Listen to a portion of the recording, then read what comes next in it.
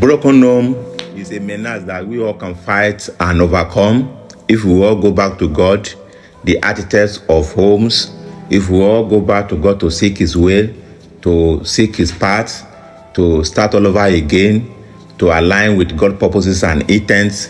If we all go back to God for God to direct us on how to fight this war of broken home and overcome, is we need to act like an eagle after living for 40 years and his feeder being to be heavy and overgrown, and it can't even be sweet to catch prey again. He will go back to the highest of the mountain, sharpen his crown, then remove all the feathers and grow a new one, and the eagle will come back more renewed, more better, and more strong than ever before.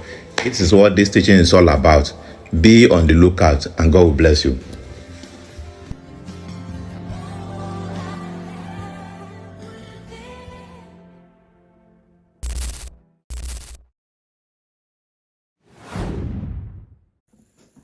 Hello viewers, you are welcome to the 8th episode of our teaching on Eagle Trend TV, which is Pain of Broken Homes.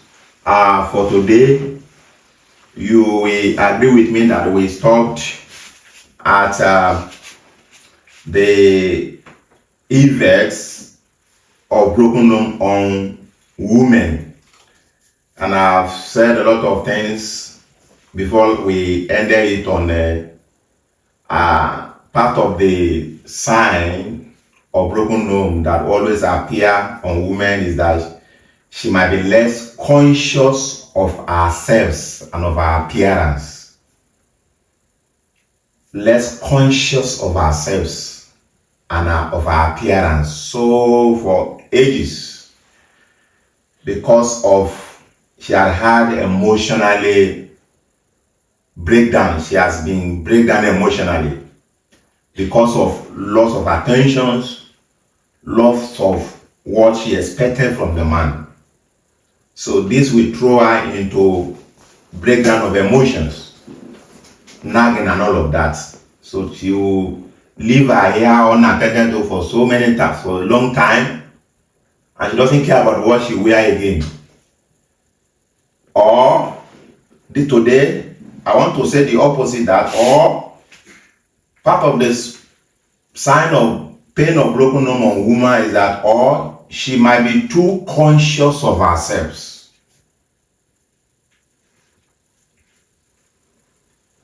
It depends on their body chemistry, on their makeup. Pain of broken home to some, it will make them to be less conscious of their self, on their appearance. And to some women folk, it will make them to be too conscious of ourselves. Those women that are deeply in broken home, they always regard them in the society as AP, abandoned properties. They are always being regarded as AP, abandoned properties. And brothers and sisters, when you go out on the street, check all these women along the streets, driving or walking or embarking on public transportation or all of that. You see that there is this excesses of makeup. Excesses of makeup is a result of broken homes. It's part of the pain of broken homes. You know what? She has been abandoned. She has been unwanted. She has been reduced as if she's no more in existence. So the only way she could make herself up is to look more on herself. And see all this pancake, all this makeup that will always be extremes in the streets. They wanted to show men out there that I am there and I'm available. So brothers and sisters, take it from me. Most of this excess, look at most of those people that showcase excess makeup are AP, abandoned properties in their husband's house. So, but when you see a woman that enjoys a happy home, she will be moderate in all things. She'll be moderate in all things. Because what made these people to go excesses is that it's not as if their husband like it the way they wanted it, they are doing it. But because he doesn't care about them, there's no more check, there's no more caution, there's no more control. So these are the part of the effect on broken homes on women. So that they're less conscious of their appearance, or they are too much conscious of ourselves. Complex issues. So, and part of another effect of broken home on women is that women will complain to their husband. They will complain less. They will no more be complaining to you again. When your wife stops disturbing you, that is sign of broken homes. When your wife stops bothering you, when your wife stop asking you questions, different questions, reasonable questions, some questions they will be asking will even be unreasonable questions. When your wife is no more forthcoming in complaining to you, in asking questions, in disturbing you in whatever she needs and whatever she's thinking, that means she is already nursing a high degree of injury sustained in her homes, which has led her into broken homes. She will put less pressure. When she's pushing less pressure, when they are putting less pressure on the husband, one, they have gotten a counselor somewhere that is piloting them again. Two, they have a source that they think they can be using that. They don't care whether you bring or you don't bring. They don't care whether you do or you don't do. She has, prepared herself to take across the door in her heart that leads to your heart. She has closed it. Those are the pains, the effect of broken homes on women. Most ministers' home is even worse. Most clerics, irrespective of their religion's level, whether Muslim or Christians, and what have you, is even worse in most cleric homes. Most, I'm not saying all, most. Particularly ministers of the God's wife. If you are a frequent visitor to so many ministers' house, why can't you notice that so many ministers' wives appear moody?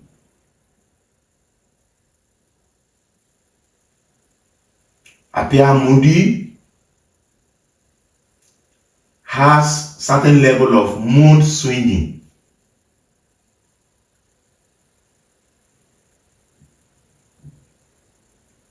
Check out for what I'm saying. You will see, you will notice it. Why must minister's wife always be emotional? Because if there's any wife, I'm not talking about those who that have broken homes, so that have happy home. If there's any woman that lack attentions, most, and the husband is still proving that he has to treat them like that, lovely according to the word of God, are the minister's wife. The man will always be on the mountain, go and pray, doesn't care the emotional demand of that woman.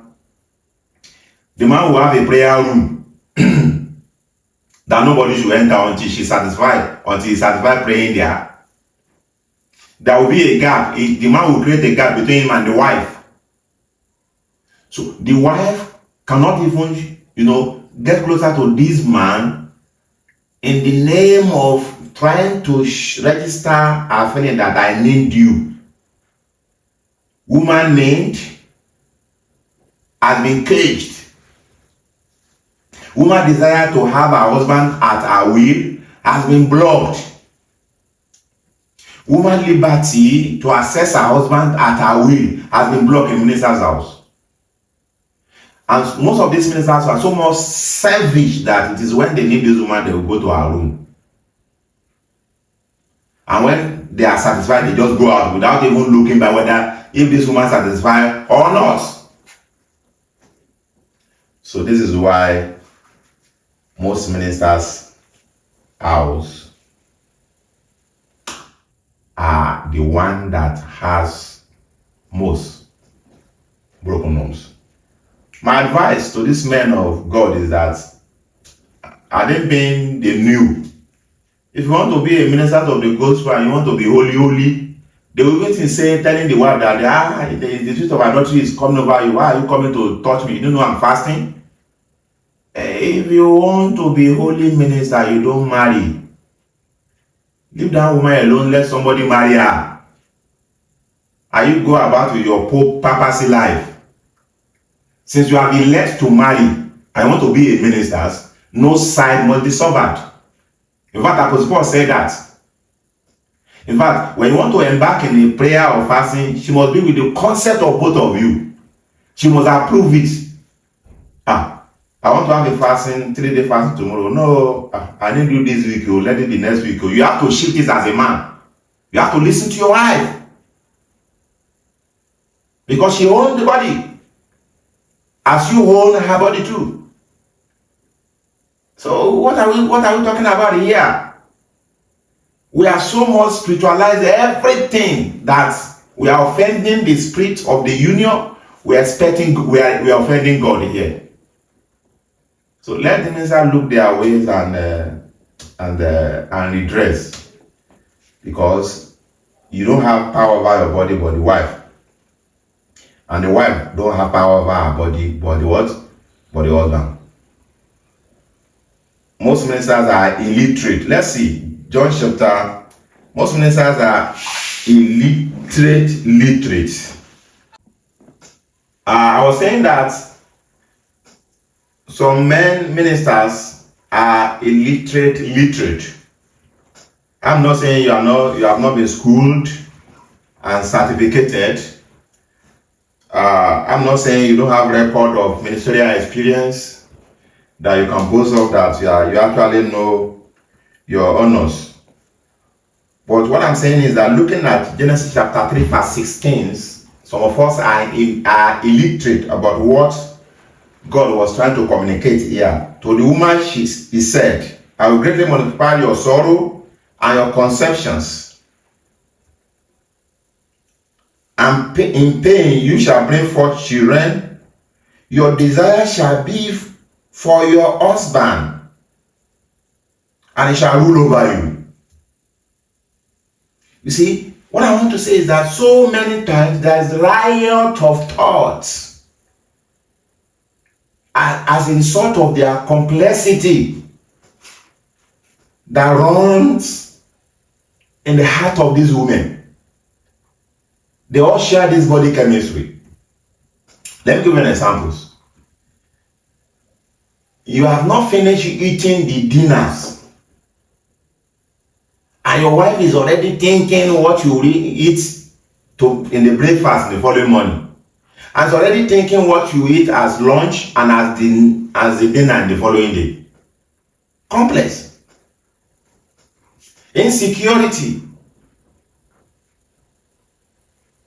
Why you as a man, you are thinking that let that tomorrow come now and we will find our level.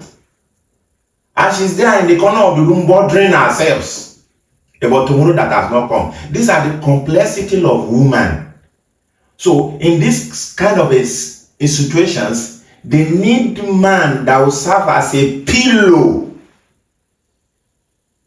of assurance unto them every time. So that's why they will always come up with questions. They will always be thinking about the tomorrow that has not come. They will always be burdening themselves about what has not even come to pass.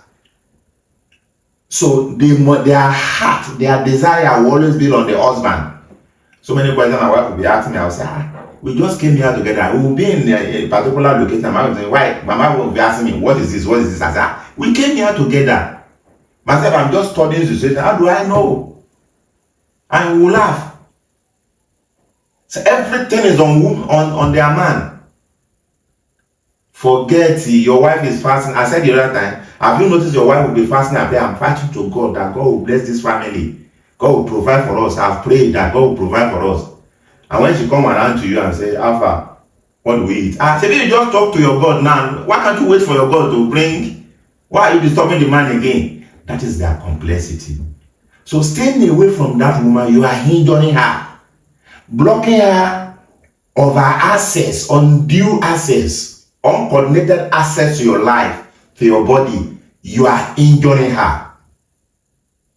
So this is what I'm talking about, that most of ministers, we are demonstrating to be an illiterate of some Bible principles, and we are working against it. They treat their wife like a wood. That's what I'm saying. A wood is when you just need it, you go and pick it and use it. A wood doesn't have desire for anything. Dead. It is when you go and pick it, that's when you need it. So don't stop. Let us stop treating our wife like a wood. We treat our wife like a slave. Like a slave. She's a stakeholder, major stakeholder in the union. And you have equal rights to everything. She has the right to ask questions. She has the right to the knowledge of what is coming in. It hasn't come, what the family is expecting. Through what channel are we expecting it? How do we deploy it? She's entitled to everything about that man, about into his heart. So on this note, I want to come back to women or sprinters. If you are married already, if you are having happy home, bless God for that. And if you are married, you don't have happy home, you are into it already, do whatever you can do to repair it. And if it's finding it difficult to repair, but just trying to educate your daughter, tell her to look the way, tell her to open her eyes to know how to pick, how to say yes to a responsible man, a spiritual man. That she should learn how to identify a man that will give her a happy home. We can have that knowledge. We can have that orientations. May God bless us that we see more as we go through this teaching. Thank you, Lord. God bless you.